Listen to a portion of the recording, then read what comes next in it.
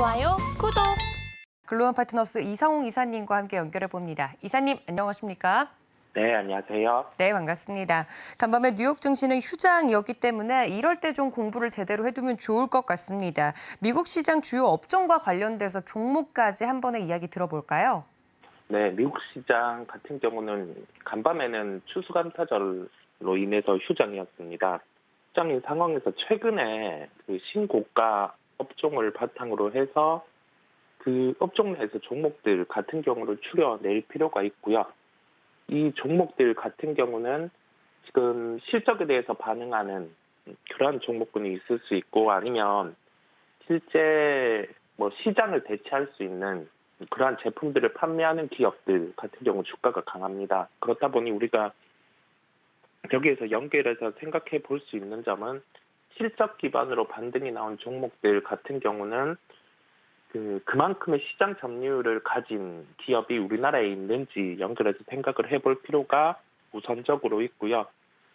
시장 점유율이 비슷한 종목이 있다고 하면은 그만큼의 반등에 대한 여력도 증가하게 됩니다. 우리가 그 특성을 먼저 생각을 할 필요가 있겠고, 그다음에 신고가가 나는 업종 종목 중에서 이 시세 같은 경우가 실적에 대한 반응 이외에 산업이 환경이 변하거나 아니면은 여기에 대해서 그 수급의 요소라든지 그 점이 개입돼서 특정 기업만 좀 주가가 좋다고 하면은 우리나라와 연결해서는 좀 접근이 무리가 있습니다. 즉 우리가 여기에서 알 수 있는 점 같은 경우는 첫 번째로는 미국의 신고가 업종 종목 같은 경우를 우리나라 상장 주식과 연결해서 생각을 해볼 때 가장 큰 포인트는 시장 점유율 부분이 비슷한지 그 여부에 대한 체크가 필요하겠고요. 두 번째로 이 업종 같은 경우가 실제 그 산업의 수요 공급을 따져봤을 때 수요의 회복을 기반으로 나타나고 있는지 여부, 그다음에 이 수요 회복을 기반으로 해서 실제 지금 증설이 필요하지 않은지까지 연결해서 생각을 해보면 종목 같은 경우를 실제 매매에 대입해야 될지 아닐지라는 결론이 나올 수 있습니다. 실적 기반으로는 농기구 업종이 반등을 하는 모습이었어요, 최근. 업종 중에서는 태양광 업종 같은 경우, 태양광 업종 중에서 모듈 종목들, 미국 같은 경우도 퍼스솔라가 신고가를 나타내는 모습이었고, 광섬유와 관련된 종목 같은 경우도 신고가를 나타내는 모습이었습니다. 각 개별 업종 쪽의 강세 요소의 중심이고요. 여기에서 우리가 알 수 있는 점 같은 경우는 우리나라 시장에 대입해서 좀 실적 기반으로 해서 그만큼의 조정이 나와 있고 여기에 대해서 반등 요소가 있는지 여부를 따져보면 TYM이라는 기업을 관심주로 말씀드리겠습니다. 주요 사업 같은 경우는 농업용 트랙터, 콤바인을 생산하는 기업입니다.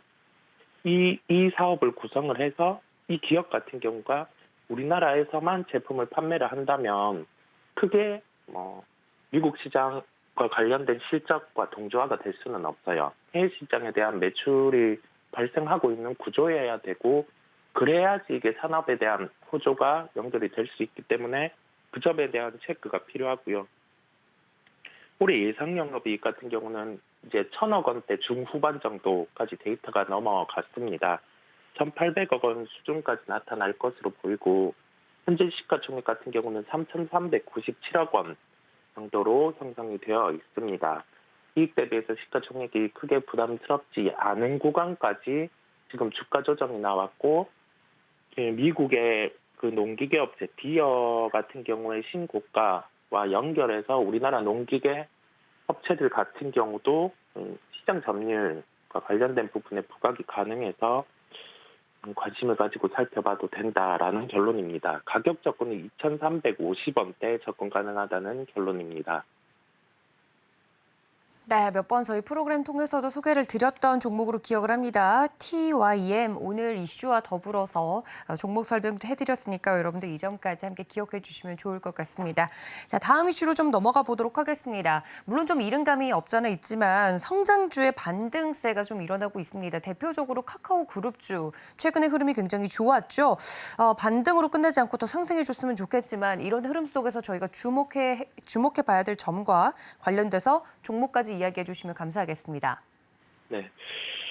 최근에 낙폭과대주의의 반등이 나타나는 게 시장의 특성이고, 이 시장의 특성 안에서 우리가 생각해 볼 수 있는 점은 그 실적 같은 경우가 안 좋으면 이제 내년 기반으로 해서 좀 종목들을 바라보는 그런 시장이 연출이 돼 있고, 실적 기반이 된다고 하면은 그 4분기 내년에 이 실적이 연속될 수 있는지, 근데 단순히 그 올해 기준으로 내년에 이익을 대입을 해봤을 때 한 20% 이상의 그런 그 영업이익 매출이 올라갈 수 있는 그 요소가 있어야지 주가 같은 경우는 그만큼 반응을 할 수 있습니다. 우리가 그 점을 생각을 하고 지금은 빠져있는 종목 중에서 좀 일정이 존재하거나 아니면은 내년에 실적에 대한 가능성이 열려있는 기업 쪽으로 살펴볼 필요가 있다는 점이겠습니다.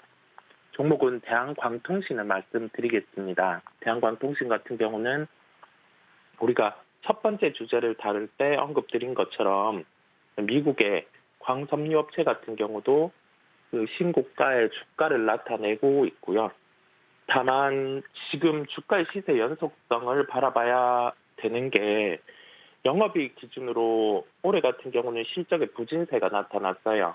뭐 적자 정도 아니면 소폭 흑자 이 정도에 그칠 거라서 현재 시가총액 같은 경우 한 1,960억 원 수준으로 거래가 되고 있는데, 그럼에도 불구하고 시장에서는 그 실적이 있는 종목과 없는 종목 같은 경우는 시세의 연속성 측면에서 차이가 많이 나기 때문에 일단은 가격의 흐름 같은 경우를 지켜봐야 된다라고 말씀을 드리겠습니다. 가격 접근은 2,780원대 가능하다고 말씀을 드리고요. 두 종목 TYM, 대한광통신 다 시세의 연속성이 없다고 하면 좀 포트에서는 손절 같은 경우를 명확하게 해야 되는 종목이라는 결론입니다. 좋아요, 구독!